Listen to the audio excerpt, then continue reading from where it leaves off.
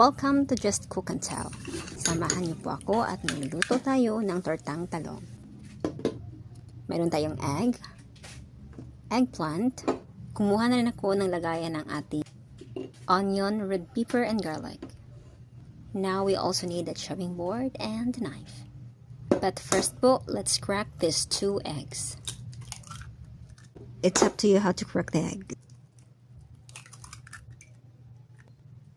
Hiwain na rin natin ang ating onion, red pepper, at garlic.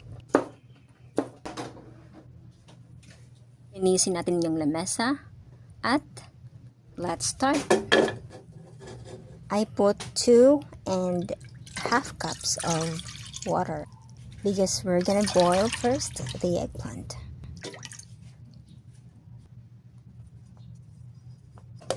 Leave it until 3 minutes.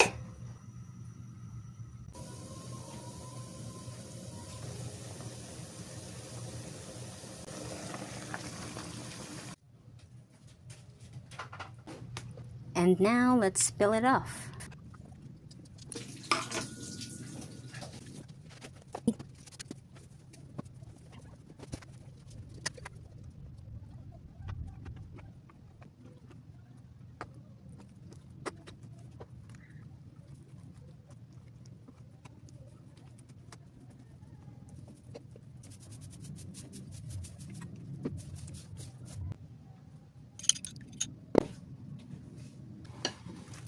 Relax lang po, hindi ko po yan uubusin yung asin. Kunti lang po ilalagay.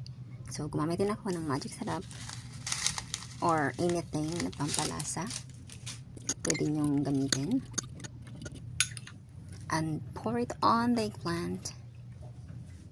It's really up to you how to mix the egg with the eggplant. But as for me, this is how I do it. And also, I put cornstarch, tayubong in Cebuano, and then I mix it up with all the onion, the red pepper, and the garlic, and then I mix it with the eggplant again. Then I started frying them until it turns golden brown, and that's it. Now we have here the sauce, soy sauce, vinegar, and chili labuyo.